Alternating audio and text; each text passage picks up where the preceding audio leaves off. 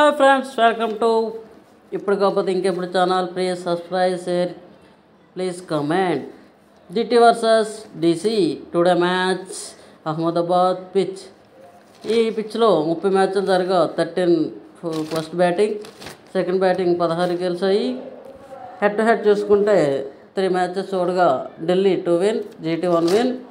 Head to head high score చూసుకుంటే Delhi high score 162, లో score 157, GT high score 171, లో score 125. యావరేజ్గా రెండు తక్కువ స్కోర్తోనే ఉన్నాయి.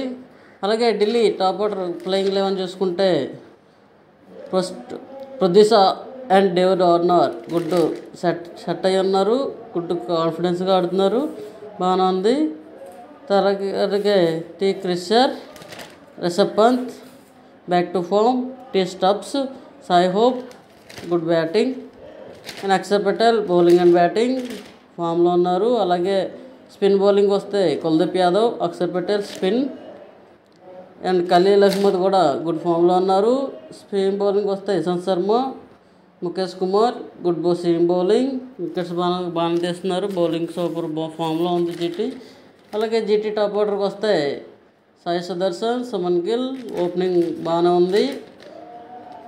అలాగే మార్చి వేట్ గుడ్ ఫామ్. అలాగే అభినవ్ మోహనోహర్, విజయ్ శంకర్ ఫామ్లో లేరు, ఎందుకు తీసుకున్నారో తెలియట్లేదు, మార్చాల్సి ఉంది.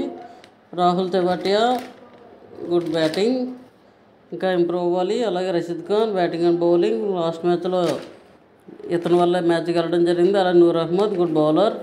రషీద్ ఖాన్ అండ్ నూర్ అహ్మద్ గుడ్ కాన్ఫిడెన్స్గా వేసి జీటీకి బౌలింగ్ బాగా చేస్తున్నారు.